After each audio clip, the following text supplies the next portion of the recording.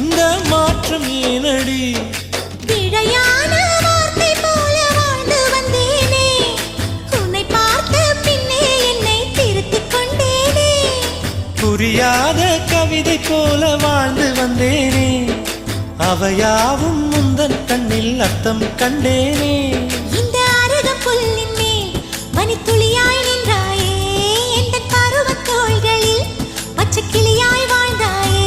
என்னை துளசி செடியாய் சுற்றி வந்தாயோ, கண்ணால் பார்த்து பார்த்து வெற்றி கண்டாயோ.